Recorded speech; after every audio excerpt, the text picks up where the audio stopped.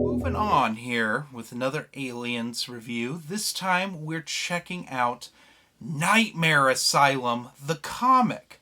Now, this is one I've been meaning to review for years now, and I've read it a few times. We got two different versions of it today. We have the Nightmare Asylum comic in the Marvel Aliens, the Original Years, Volume 1 Omnibus, which is called Aliens 1989 in here.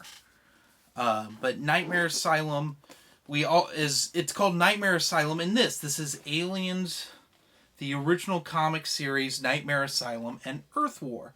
And this is by Mark Vierderman, with art by Dennis Bevays.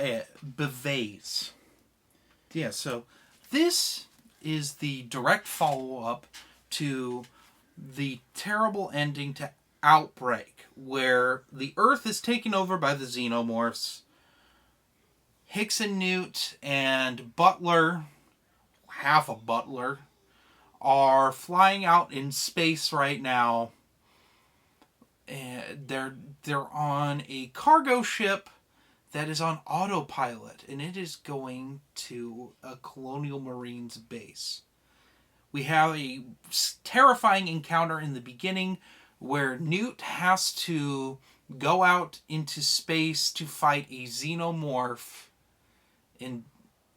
with only like 2 rounds in the pulse rifle. It's a freaky scene, but they soon land on a Colonial Marine base run by a Major Spears. Spears is a crazy person. He wants to weaponize the aliens so that he can find glory like the generals of America's past. It's kind of wild. And he has a queen. He's going to take that queen and her drones, and he's going to take back the Earth with them. Now, he's been feeding these colonists to the aliens, which is kind of horrific. But anyone that sends his way, they become alien chow or alien hosts.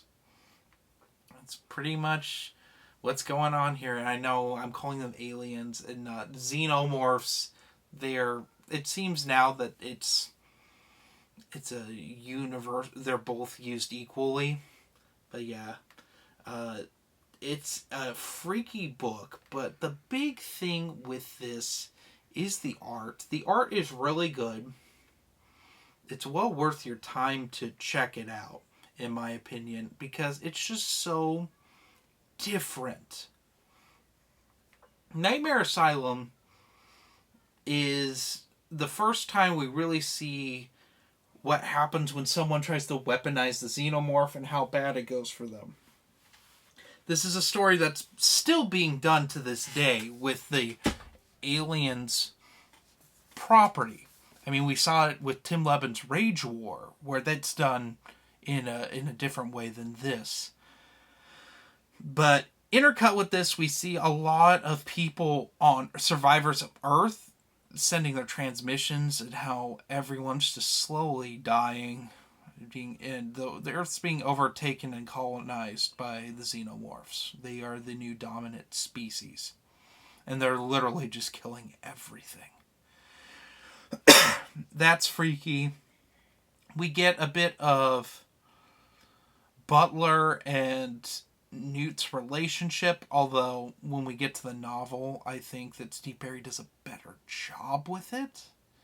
The one problem with Nightmare Asylum is that it really is too short. Instead of being 6 issues like Outbreak was, it's only 4. And at times it feels really rushed, especially like the uprising that Hicks and Powell end up doing. It's kind of interesting. It's just done better in the book, and we'll get to the novel review in the not too distant future, but anyway, I think that certain things are just done better in the novel. Let's get to the differences between these two versions, because you notice I have both of them, and it's for good reason. This book, I do prefer in a lot of ways. It's oversized art. I always like that Dark Horse does this. However, they kind of dropped the ball with this one, in my opinion. It's on matte paper as opposed to glossier paper that we get in Marvel omnibuses. Of course, there's the difference that, like with all Marvel omnibuses at this point, they are broken up by single issues, whereas this is a continuous flow like a graphic novel.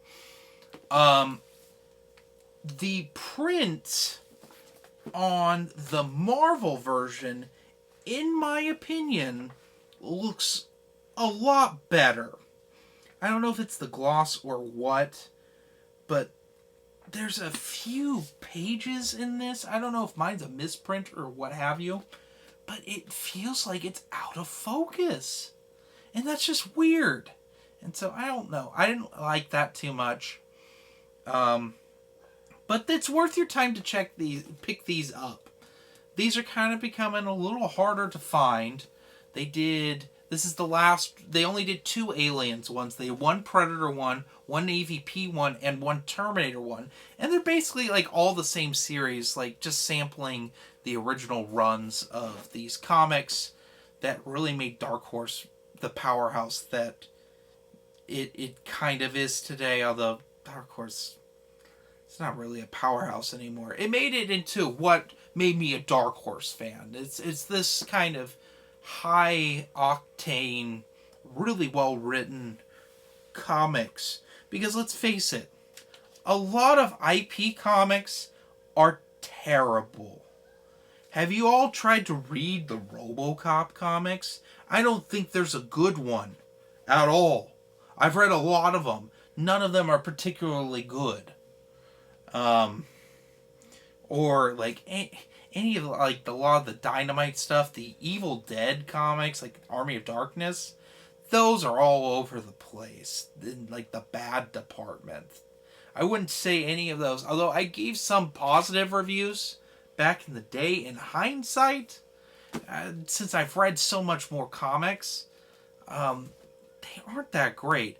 Aliens, Predator, early Star Wars, like when it was pre-Disney Star Wars stuff, kind of the gold standard for comic book adaptation stuff. Of course, Dark Horse fell apart in the 2010s, and it's now just a shell of what it was.